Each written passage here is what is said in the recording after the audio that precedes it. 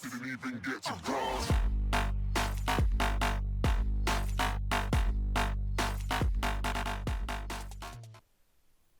Bonjour tout le monde dans la troisième partie des algorithmes. Aujourd'hui, on va parler sur la déclaration des variables, qu'est-ce que c'est la déclaration des variables, et les différentes instructions d'un algorithme. Bon, la déclaration des variables est placée avant le corps d'algorithme. Dans cette déclaration, on cite différentes variables avec différents types. Bon, la méthode pour citer une variable ou déclarer une variable, c'est commencer par le nom, puis définir le type de la variable. Comme on voit dans notre exemple, on a une variable nommée nom de type chaîne de caractères.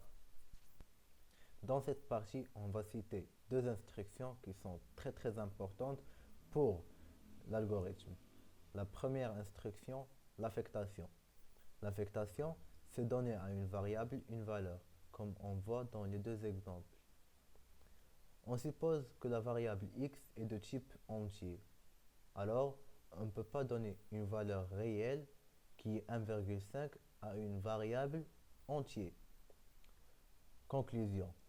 La valeur donnée et la variable doivent être de même type. La deuxième instruction est lire et écrire. Bon, lire exprime l'entrée d'une valeur, écrire exprime l'affichage ou la sortie d'une valeur. Maintenant, on va s'entraîner avec deux exercices. Bon, le premier exercice dit trouver les valeurs des variables a et b après l'exécution des instructions suivantes. Bon, les variables a et b sont de type entier. Les instructions sont on affecte à a la valeur 1, puis on affecte à b la variable a plus 3, puis on affecte à a la valeur 3. La solution. La première instruction, on affecte à la variable a la valeur 1. Dans cette étape, on connaît la valeur de a, mais on ne connaît pas encore la valeur de b. La deuxième étape, on affecte à b la valeur de a plus 3. Dans cette étape, a égale à 1, maintenant b égale à 4. La troisième étape, a, on affecte à la valeur 3. Dans cette étape, a égalera 3, b égale à 4. On peut conclure de cet exercice que la variable peut changer sa valeur durant l'algorithme. Le deuxième exercice dit trouver les valeurs des variables a, b et c après l'exécution des instructions suivantes. Bon, c'est le même que l'exercice 1. On voit maintenant. Les variables a, b, c en type entier.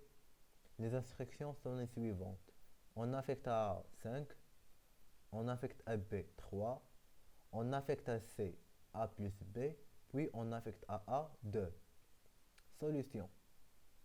Lorsqu'on affecte à 5, a égalera 5, mais b et c, on ne connaît pas encore leur valeur. Après, on affecte à b la valeur 3. A égalera 5, puis b égale à 3. C est encore inconnu pour nous. Puis, on affecte à c la valeur de a plus la valeur de b. Alors, a égalera 5, b égalera 3, puis c égalera 8. Puis, on affecte à a la valeur de a égalera 2 à la place de 5, et b et c vont garder leur valeur. C'est tout pour cette partie. Au revoir et à la prochaine.